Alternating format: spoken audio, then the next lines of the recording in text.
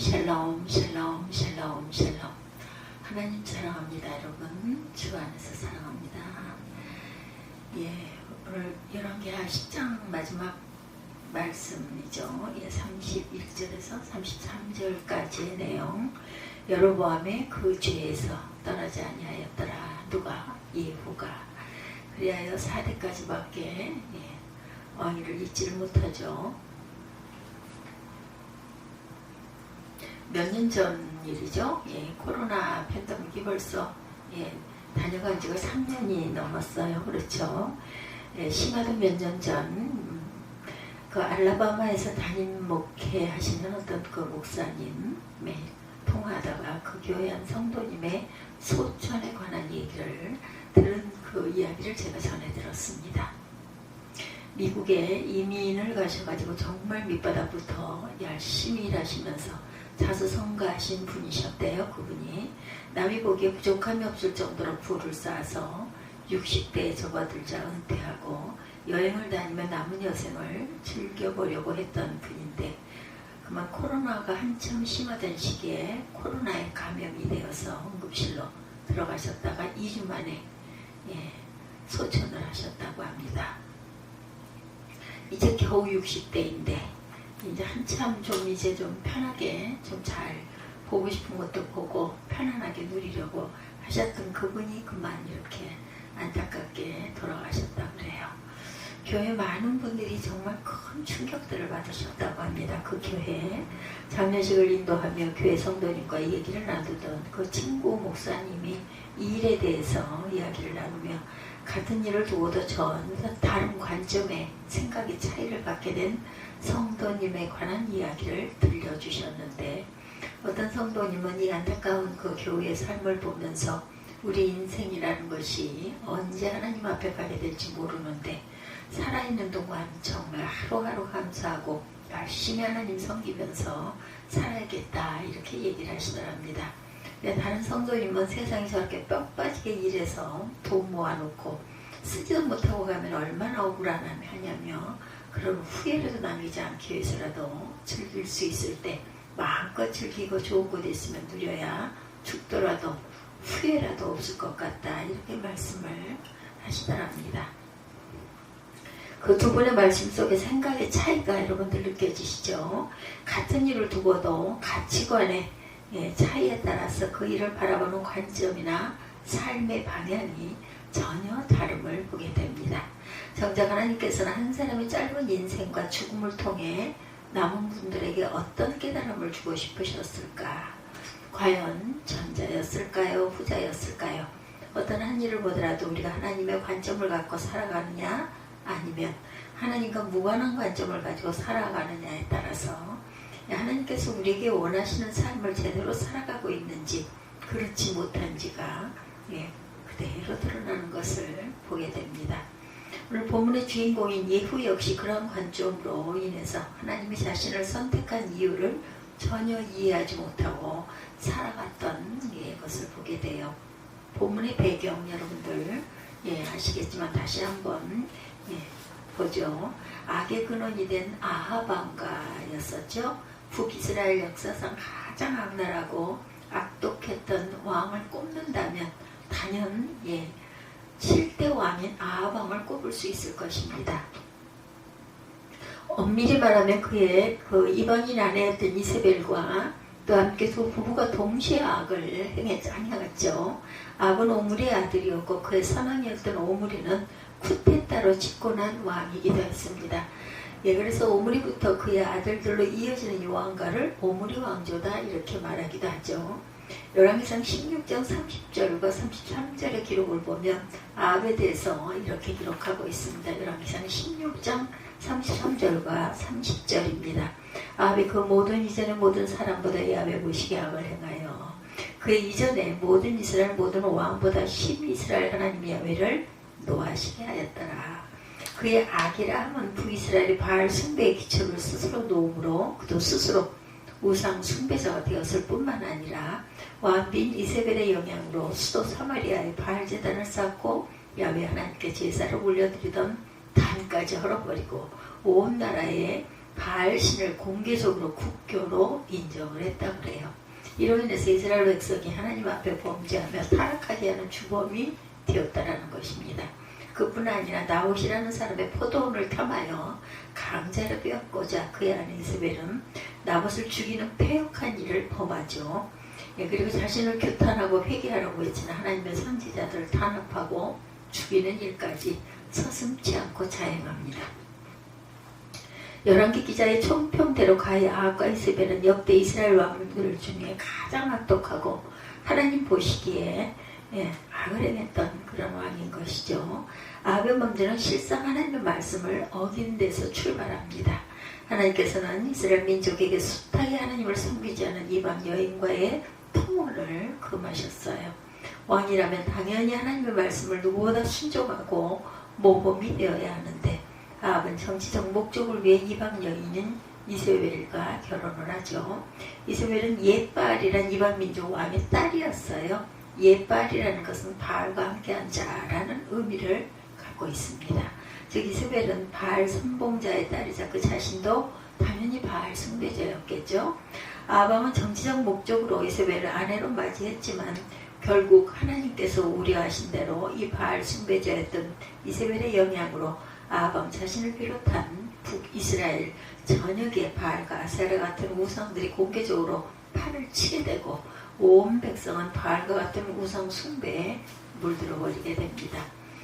북이스라엘은 아합 이후에 그의 아들들에 의해 왕위가 이어지는데 이 독한 우상과 범죄 역시 그 아들들에 의해 끊기지 않고 이어져 갑니다. 이 하나님께서는 아합의 왕과 오므리 왕조라고 했죠. 아까 심판하실 것을 엘리야 선지자를 통해 예언을 하셨어요. 악의 근원이 존재하는 난 그 북이스라엘 모든 민족의 죄악은 끊길 수 없을 것이다 라는 것이죠. 21절입니다. 열왕기 상 21장 21절. 야훼 말씀이 내가 재앙을 내게 내려 쓸어버리거든 내게 속한 남자는 이스라엘 가운데 매인자나 노인자를 다 멸할 것이요 이렇게 말씀하죠. 엘리야 선지자 이러한 심판의 경고를 듣자 아합은 잠시 하나님 앞에 매달립니다. 아마도 움찔했을 거예요. 성경의 기록을 보니 옷을 찢고 금식하며 풀이 죽어 주눅이 들었다 이렇게 표현하고 있습니다. 왕상 21장 27절이죠. 아합이 이 모든 말씀을 들을 때 그 옷을 찢고 굵은 배로 몸을 동이고 금식하고 굵은 배에 누우며 풀이 주고 다니더라 이렇게 말씀하고 있어요. 이 하나님께서는 그에게 기회를 주셨어요. 아합이 내 앞에서 겸비함을 내가 보느냐 그가 내 앞에서 겸비함으로 내가 재앙을 저희 시대에는 내리지 아니하고 그 아들의 시대에야 그의 집에 재앙을 내리리라 하셨더라. 21장 29절이죠. 아합이 정말 하나님 앞에 진실되게 회개했다면 그의 잘못을 뉘우치고 그의 아들들에게 절대로 같은 죄악을 범하지 말라고 가르쳤을 거예요. 그러나 결과는 어땠어요? 그의 뒤를 이어 왕이 된 아합의 아들 요람은 그의 아버지의 죄악을 그대로 따라서 답습을 합니다. 정말 하나님의 말씀처럼 오므리 왕조의 죄악은 아합 때에서 끊기지 않고 계속해서 이어서 내려가죠. 아합 왕가가 왕자에 있는 한 그 죄악은 결코 끊이지 않고 북이스라엘의 범죄는 계속해서 이어지게 될 것이다. 아합 왕가가 이리하여서 죄에 대해서 단호하시고 거룩하신 하나님께서는 이 죄의 근원을 아합 왕가의 근원을 뿌리 뽑고 끊어내셔야 했던 것이었겠죠. 두 번째, 하나님의 의를 위한 도구로 예후가 선택이 된 거예요. 이런 일들로 인해서. 이런 하나님의 심판의 도구로 사용된 사람이 바로 오늘 본문에 나오는 예후입니다. 아합의 뒤를 이어 아들 요람이 왕으로 있을 때 그는 군대 사령관이었어요. 그는 선지자 엘리사에 의해 왕으로 기름부음을 받은 후 결국 반란으로 오므리 왕조를 끊어내고 북이스라엘의 10번째 왕에 오르면서 예후 왕조의 시대를 열게 됩니다. 예후는 왕에 오르자마자 선지자 엘리사 예언대로 이세벨을 비롯한 아합 왕가와 그의 사람들을 모두 진멸하여 멸하게 되죠. 예후는 여기서 그치지 않고 바알의 추종자들을 유인하여 진멸하고자 합니다. 전국의 바알을 위한 큰 제사를 드리겠다고 공포하고 바알을 섬기는 모든 추종자들을 한데 모으죠. 신전에 와서 그 제사를 드려라 이렇게 말을 해서 모두 다 모이게 합니다.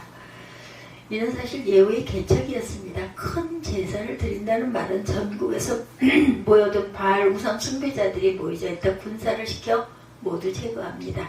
예후는 이에 그치지 않고 바알의 신당으로 가서 모든 목상들까지 꺼내 불태워버렸어요. 말 그대로 바알 우상을 나라 안에서 완전히 척결한 것이죠.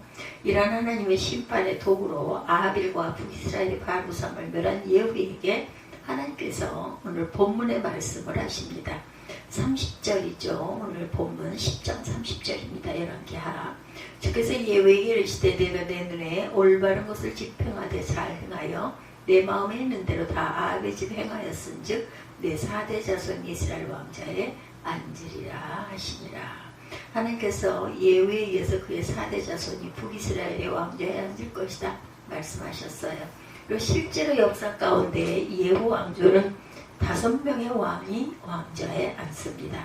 근데 하나님의 말씀을 한번 자세히 보면 하나님께서는 심판의 도구로 사용받은 예후에게 왜 4대까지만 이스라엘의 왕좌에 앉게 할 것이다 이렇게 말씀하셨을까요? 어찌 보면 하나님 마음을 속 시원하게 해드린 것이고 이스라엘의 골마 터진 우상숭배의 뿌리를 뽑은 것인데도 얼핏 드는 생각으로는 예후의 이런 공적을 봐서는 4대가 아니라 앞으로 북이스라엘의 왕조를 계속해서 그의 후손에게 맡겨도 되지 않았을까 하는 생각도 들지만 예후에 대한 인물을 좀 더 알아볼 필요가 있겠죠. 분명 예후는 하나님의 선택받아 우상숭배의 원인이 되었던 아합 왕가를 심판하신 하나님의 도구로 온전하게 잘 사용되었어요. 그러나 자신이 그러한 하나님께 선택받은 이유를 영적으로 온전히 분별하지를 못했습니다. 하나님께서 예후를 선택한 것은 하나님의 영광을 위한 죄악을 심판하셔서 새롭게 회복시키기 위함이었다는 것을 깨닫지 못하고 오히려 반대로 예후 자신은 하나님께서 자신을 선택하신 이유가 자신의 왕에 오를 만한 자격이 있기 때문이다 이렇게 여겼던 것 같습니다. 선지자 엘리사를 통해 왕가로 기름 부음 받은 날, 왕으로 기름 부음 받은 날 예후는 하나님께서 자신을 선택하신 것을 그저 정치적으로 해석해서 자신이 왕이 된다는 사실에만 집중했어요. 단순하게. 쉽게 말해서 하나님께서 자신을 왕으로 앉히시기 위해서 악을 행하는 아합 왕가를 진멸하신다 정도로 이해했던 것 같습니다. 이 일을 두고 하나님의 관점에서 생각한 것이 아니라 자기 중심의 관점에서 해석을 한 것이겠죠. 그러므로 예후는 자신이 왕이 되기 위한 과정으로 아합 왕가를 진멸한 것이지 하나님께서 아합 왕가의 악을 제거하고 새롭게 그 땅 가운데 하나님의 의의를 세우려 하신다는 영적인 의미의 그 깊이를 깨달지 못했어요. 아합 왕가의 진멸이라는 일 가운데 하나님의 뜻을 분별하지 못하고 하나님의 뜻과는 전혀 다른 동기와 그런 마음을 품었던 것이죠. 예후는 선지자가 자신에게 기름 부은 것을 통해서 하나님께서 그를 왕위에 오르게 하실 것이라는 사실을 알게 된 뒤에 그 누구도 자신의 왕위에 대해 반박할 수 없는 소위 합당한 명분을 얻었다 이렇게 여겼을 거예요. 하나님께서 자신을 왕으로 세우시겠다고 하신 이보다 더 큰 명분이 어디 있겠는가. 당연하죠. 하나님께서는 그가 아합 왕가의 죄악과 그의 아들들의 죄악을 심판하시기 위해서 예후를 선택했지만 예후는 그러한 하나님의 선택을 영적으로 분별하지를 못했어요. 즉 자신이 앞으로 하게 될 일이 어떤 일인지를 하나님께서는 왜 그 일을 하시는지 그 뜻을 분별하지 못하고 그저 자기 자신을 위한 정치적인 면으로만 받아들였던 것이다. 어쨌든 이런 명분을 받은 예후는 아합의 아들이었던 요람 왕에게 이후 반역을 일으켜 왕에 앉게 되자 아합 왕가를 진멸하기 시작했습니다. 예후의 입장에서는 아합 왕가에 반역해서 왕에 오른 만큼 후에 자신들에게 후한이 될 아합 왕가의 씨를 말리는 정치적 숙적으로도 필요했겠죠. 당시 고대 왕국의 일반적 통치에서지만 당연한 일이었고 또한 그러나 그의 숙청은 하나님께서 생각하신 바와 달리 종교계획을 넘어 잔악한 행위로까지 이어집니다. 예후는 아합 왕가의 악에 대한 하나님의 거룩한 심판이라는 개념을 넘어서 철저하게 자신의 정치적 입장을 가지기 위한 필요 이상의 사례를 자행합니다. 이는 하나님께서 원하시는 바도 분명 그에게 허락하신 것도 아니었어요. 그런 그가 아방과를 진멸에만 그치지 않고 바알의 모든 우상들을 척결했다는 것은 그나마 다행한 일입니다. 그 하나님의 명령에 따라 바알과 추종자들을 척결했을 수도 있겠지만 한편으로는 예후가 아방을 추종하던 바알 숭배자들을 모두 제거할 수밖에 없었던 이유 역시 이들 모두 그동안 아방과의 많은 지원을 받았던 자들이고 아방과의 절대적 충성을 맹세한 추종자들이기도 했기 때문에 예후의 입장에서는 반드시 척결해야 하는 대상에 들기도 했던 것이죠. 분명히 좀 더 일리는 있는 내용이에요. 어쨌든 하나님께서는 예후가 나라 안에 바알 우상과 우상 숭배자들을 척결한 일들에 대해서 집행하라, 옳은 일에 대한 집행이라고 말씀합니다. 이는 하나님께서 예후의 정치적 판단에 따른 집단 학살의 정당성을 부여하시기 위해서 하신 말씀이 아니라 이러한 일들이 그동안 북이스라엘의 죄악의 근원을 뿌리 뽑으러 하는 하나님의 심판이었음을 말씀하시기 위한 것이었겠죠. 세 번째, 하나님 선택의 뜻을 분별치 못했던 예후입니다. 역대기의 저자는 예후에 대해서 계속해서 이렇게 기록합니다. 예후가 주의를 기울여 자기의 마음을 다해 주 이스라엘의 하나님의 율법 안에서 걸으려 하지 아니하였으니 그가 이스라엘로 하여금 죄를 짓게 한 여로보암의 죄에서 떠나지 아니하였더라. 여기서 여로보암의 죄란 뭐예요? 금송아지 섬김이죠. 솔로몬 왕 이후 통일 이스라엘 왕국의 북과 남으로 쪼개진 후에 북쪽은 이스라엘의 10개 지파가 독립을 선언하고 여로보암이라는 사람이 초대왕이 됐어요. 하나님께서 여로보암에게 약속을 주셨죠. 열왕기상 11장 38절입니다. 내가 만일 명령한 모든 일을 순종하고 내 길로 행하며 내 뇌 합당한 일을 하며 내 종 다윗이 행한 같이 내 율례와 명령을 지키면 내가 너와 함께 있어 다윗을 위하여 세운 것 같이 너를 위하여 견고한 집을 세우고 이스라엘을 내게 주리라. 이렇게 약속하셨어요. 다윗에게 해주신 약속과 같이 다윗처럼 여로보암 역시 하나님의 법도를 잘 지키고 왕의 역할을 잘 감당하면 하나님께서 그의 왕조를 견고하게 해주시겠다 약속을 하신 거죠. 어찌 보면 북이스라엘의 초대왕으로서 하나님께 가장 큰 축복의 약속을 받은 것이나 다름이 없었어요. 그러나 그런 하나님의 선택과 축복을 받고도 여로보암은 북이스라엘 거민들이 절기 때마다 국경을 넘어 남유다의 예루살렘으로 순례가는 것을 못마땅하게 생각합니다. 남유다의 수도인 예루살렘에 비록 하나님의 성전이 있기 때문에 절기 때마다 북이스라엘이든 남유다이든 수많은 이스라엘 사람들이 성전에 가서 하나님께 제사를 드렸어요. 여로보암 이 일을 꽤 염려했던 것 같아요. 백성들이 자신을 버리고 남유다로 이주할 것을 우려했던 것이겠죠. 그래서 그가 한 일이 뭐예요? 열왕기상 12장 28절에서 30절을 보면 이에 계획하고 두 금송아지를 만들고 우리에게 말하기를 너희가 다시는 예루살렘에 올라갈 것이 없도다. 이스라엘아 이는 너희를 애굽 땅에서 인도하여 올린 너희의 신들이라 하고 하나는 베델에 두고 하나는 단에 둔지라. 이 일이 죄가 되었으니 이는 백성들이 단까지 가서 하나님에게 경배하리더라. 결국 금송아지를 만들어 하나는 남쪽 베델에 하나는 북쪽 단에 세워놓고 이것이 애굽에서 자신들을 이끌어낸 야훼 하나님이다 이렇게 말하면서 예루살렘으로 갈 필요가 없이 여기서 제사를 지내라고 북이스라엘 사람들이 예루살렘을 가지 못하게 한 것이죠. 날짜도 비슷한 날짜로 만들고 제사장도 하나님께서 명령하신 그런 그 제사장이 아닌 그냥 일반인들 그런 사람들로 제사장 노릇을 하게 합니다. 그 옛날 모세의 형 아론이 시내산 밑에서 백성들과 함께 저질렀던 죄악을 반복하게 된 것이죠. 하나님께서 우상을 만들지 않고 하나님의 이름을 망령되이 일컫지 말라 하신 그 명령들을 어기고 깨는 죄악이었습니다. 성경은 정확하게 이 일이 북이스라엘의 죄악이었다 이렇게 말하면서 열왕기상 12장 30절에 이것을 일컬어 여로보암의 죄다 이렇게 기록해요. 그러니까 예후가 여로보암의 죄에서 떠나지 못하였더라입니다. 말씀을 제목이 이 일로 인해 북이스라엘 우상 숭배 죄악이 시작이 되었습니다. 이 금송아지가 베델과 단에 있다는 것은 그만큼 북이스라엘이 우상 숭배의 나라임을 상징적으로 내세우는 것과 광고의 효과예요. 오늘날로 보면 똑같다. 여로보암의 죄는 그가 죽었어도 북이스라엘 땅 가운데 남아 계속해서 우상 숭배라는 죄의 영향을 주고 있었던 것이죠. 만약에 예후가 하나님께서 자신을 선택하신 하나님의 뜻이 표면적으로 아합과의 죄악의 심판만이 아니라 북이스라엘 땅의 우상 숭배 모든 죄악을 심판하고 진멸하여 다시 새롭게 회복되기를 위한 것임을 하나님의 관점에서 이해하고 분별했다면 분명 예후는 아합과의 진멸과 그로 인해 발생한 바알과 아사라의 우상 척결은 물론이고 마지막으로 가장 북이스라엘의 근본적인 우상의 뿌리였던 여로보암의 죄, 즉 북이스라엘 우상의 시초가 되었던 베델과 단의 금송아지 우상들까지도 동시에 제거했을 것이죠.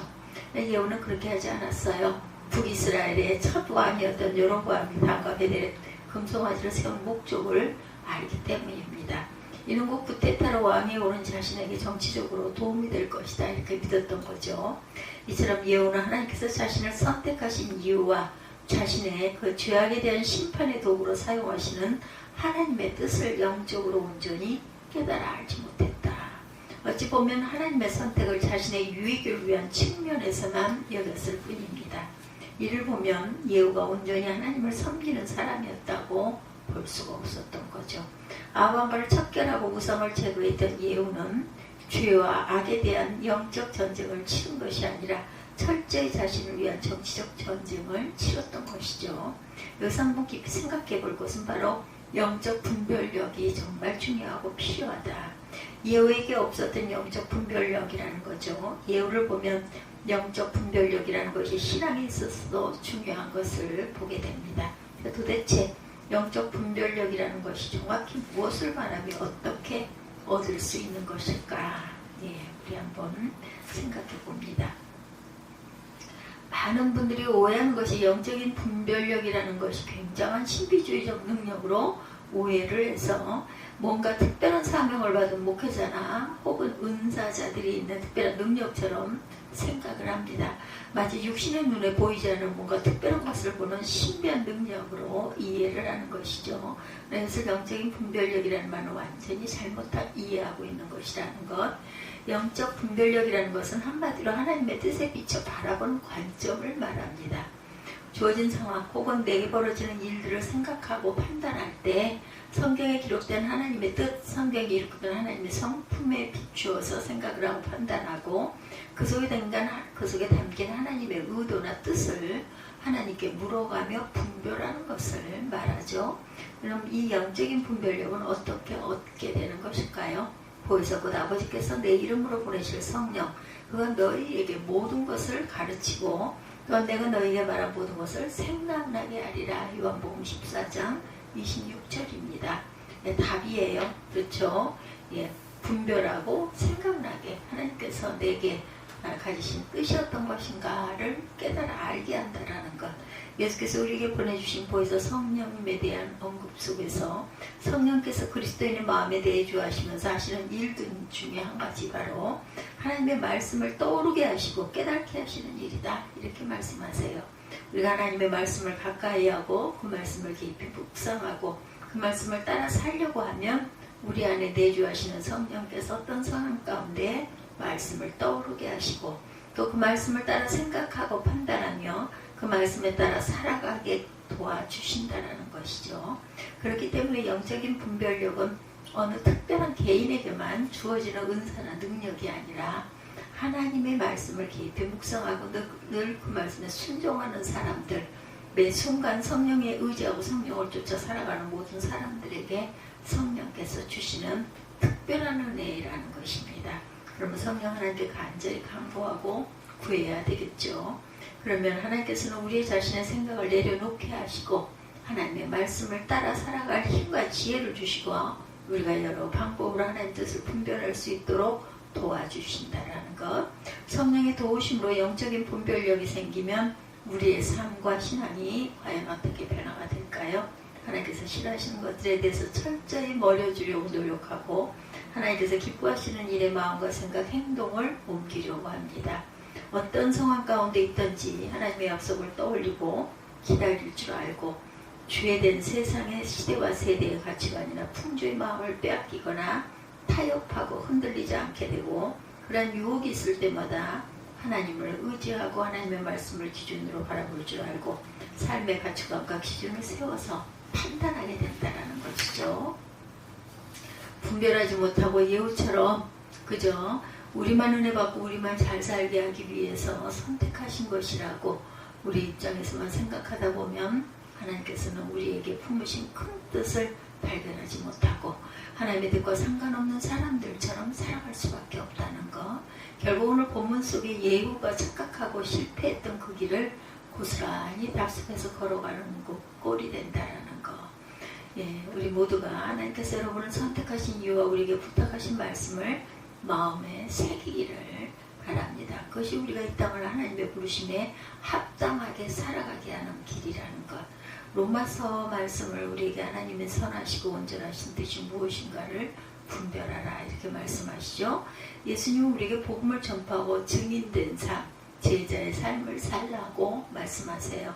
이 세상을 살아가면서 하나님의 관점에서 모든 일들을 바라보고 하나님의 뜻을 분별할 수 있는 지혜를 달라고 성령께 구하시기 바랍니다. 그러면 성령께서 말씀을 통해서 기억나게 하시고 듣게 하시고 깨닫게 하시고 행하게 하신다. 그러한 삶의 태도와 영적인 분별력이 우리로 하여금 하나님의 자녀답게 이 땅에서 살아가게 하고 하나님께 영광을 올려드리는 삶을 살게 할 것이다. 오늘 예후를 통해 들려주시는 이 하나님의 교훈과 가르침을 마음속에 잘 새기고 살아가는 저와 여러분들이 되시기를 주님의 이름으로 축복합니다. 기도하시겠습니다.